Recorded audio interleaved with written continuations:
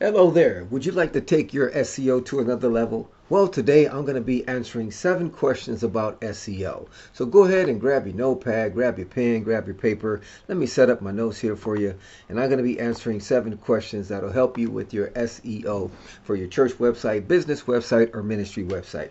Are you ready? Let's go. What's up, family? This video right here is sponsored by Gospel Swag, where our mission is to spread the gospel through fashion. We have hoodies, hats, t-shirts, and more. So do me a favor. Why don't you go ahead and stop by gospelswag.net today? That's gospelswag.net. Now let's get back to the video. God bless.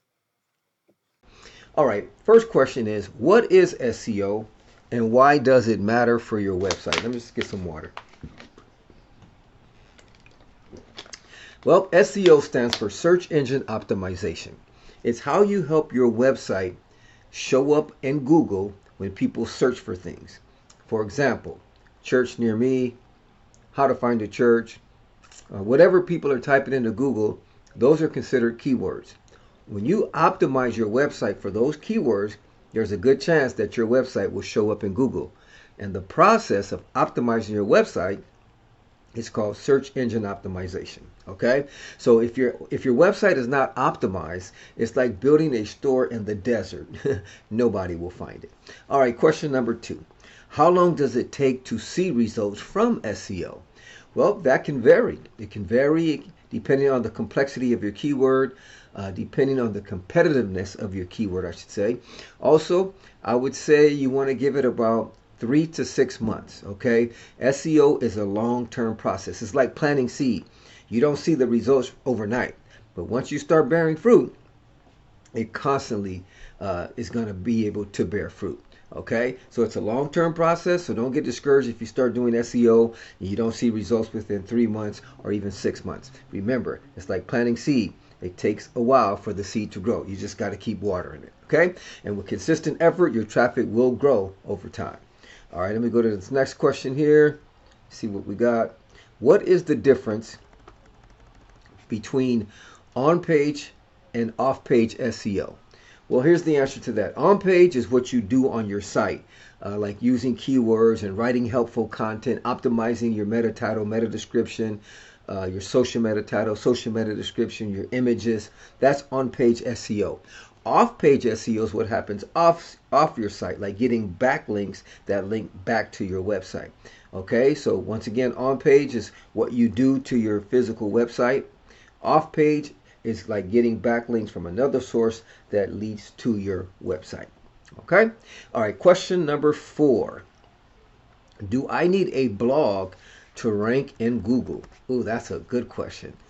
Well, a blog isn't required. You can rank your home page of your website, your About Us page, your contact page, giving page, events page.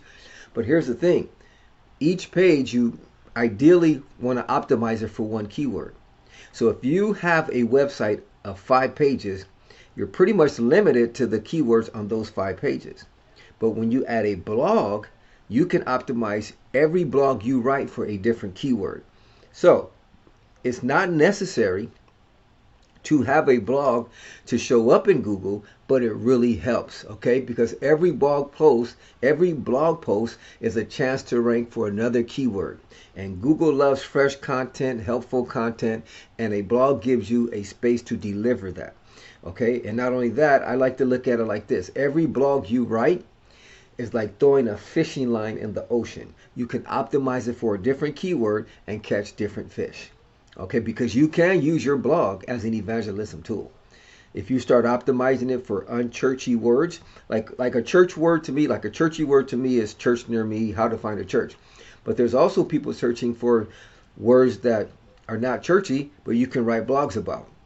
How to fill out a job application, how to find a drug rehab home, free rehab home in your city. So those are unchurchy words. Okay, so it's not necessary to have a blog to rank in Google, but it sure does help out and creates more opportunity. All right, number 5. How do I choose the right keywords for my content? Good question.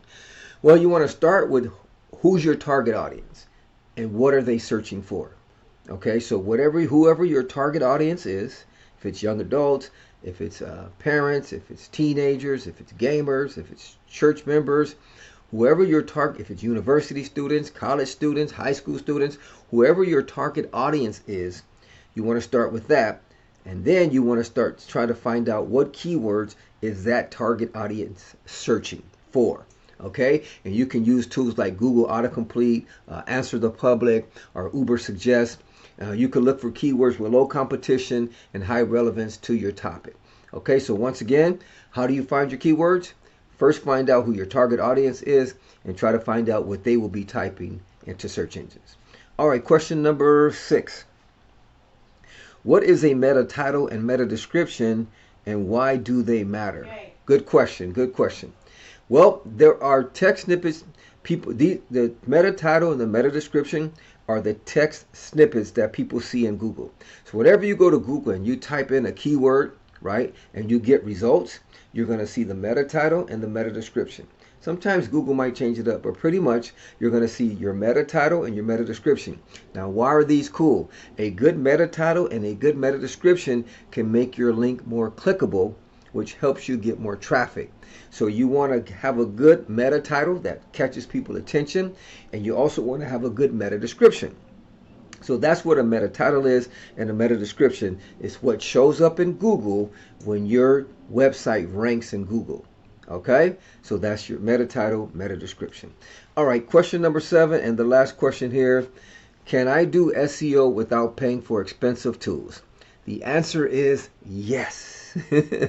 Yes, there's tons of free tools out there to get started. Tons of them. One of my favorite one is Google Search Console. You also got Google Trends.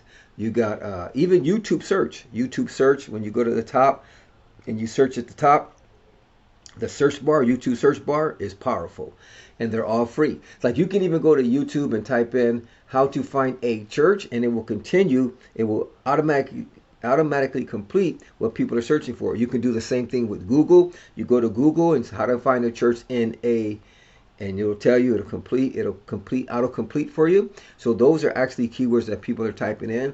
Not only that, you can go to Google and there's also a people also ask section, and it's telling you what people are asking about, and you can get some really good keywords from there.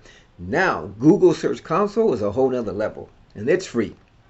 If you don't have Google Search Console installed on your website, try to install it today, because that gives you some good data, and you can make some good data-driven decisions with Google Search Console. Because what Google Search Console does, it tells you the keywords that are causing your website to rank in Google. So you can begin to write content about those keywords. Because here's the cool thing.